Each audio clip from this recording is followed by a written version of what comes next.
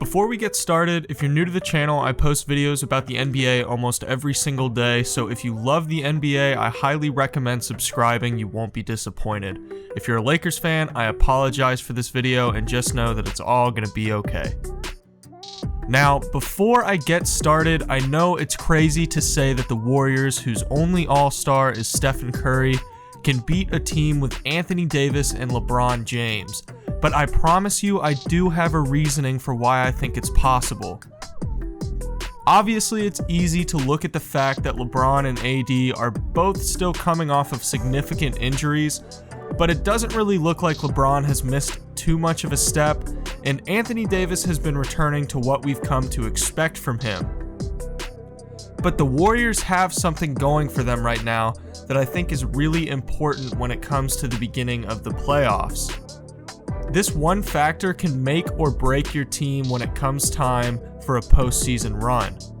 Teams that don't have it tend to sputter out early on in the playoffs, and they typically fall short of the expectations that have been placed upon them. That one thing is momentum. Prior to the start of the last 10 games, Steve Kerr told his team that the playoffs start now. Over the last 10 games of the season, the Warriors went 10-2. Steph continued to rattle off monster game after monster game. Draymond was flirting with a triple-double on a nightly basis. Andrew Wiggins was locking down guys on the perimeter, and even Kevon Looney was hitting difficult mid-range shots for some reason. To even enhance this momentum, Steph Curry had the scoring title motivating him. If you watch the highlights from him at the end of that game against the Grizzlies, Steph was lifting his shirt up, screaming, going crazy with his teammates, and overall, the team just looked like they were having a really good time. Securing the scoring title was just icing on the cake for this team heading into the play-in tournament.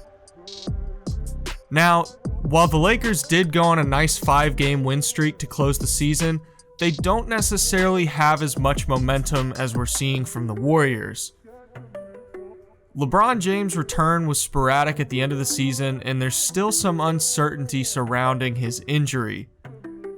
He left the game after an unfortunate rolled ankle a couple nights ago, and it's tough to say if he's at 100% or not. And while Anthony Davis looks seemingly healthy, he didn't look great in the final game against the Pelicans. He scored only 14 points with 5 rebounds, and his shooting was pretty bad by his usual standards. Now, obviously, defense is what the Lakers have hung their hats on this season. Their offense ranks 6th worst in the NBA based on points per 100 possessions. Having LeBron back now will certainly help, but in such a short time span, to get the ball rolling again could prove to be difficult. You also have the Steph Curry question. Just how many points is he going to score in a one-game elimination game? We've seen Steph literally break his career high this year. If Steph goes supernova, which seems entirely possible given what we've seen from him over the past few weeks, it's going to be really tough to beat them. And I know that the Lakers' defense is really, really good, but it's really hard to have an answer for such a unique offensive player like Steph Curry.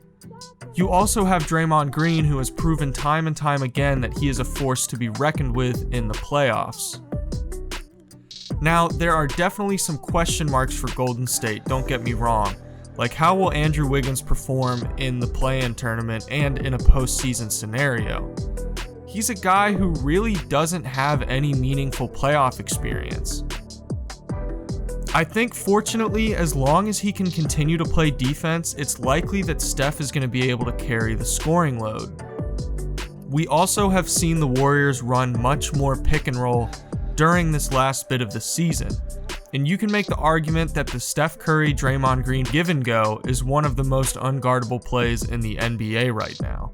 When I talk about momentum, one team to look at is the Milwaukee Bucks from last year in the COVID-19 bubble. They started off in the bubble, not really looking interested. It looked like they were playing themselves back into shape, getting a feel for things again, and overall, they didn't have much momentum heading into the playoffs. They started off rough against the Orlando Magic in the first round, even though they ultimately won, but then they went on to lose to the Miami Heat. Obviously, there were injury factors at play here, but it's worth noting that they didn't really have any momentum, and for a team with such high expectations, they managed to disappoint. And there's just so many question marks with this Lakers team right now that I wouldn't be surprised if the Warriors were able to steal the 7th seed from them. Everything is clicking for the Warriors at the right time, and the value of momentum in the playoffs can't really be overstated. In a series, I'm taking the Lakers and LeBron, but in one game, I'm taking the Warriors and Steph.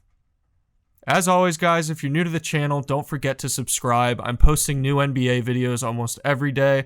I'm going to be covering some of the biggest stories from the playoffs coming up. So if you don't want to miss any of that, please be sure to turn on that notification bell, and I'll see y'all in the next video.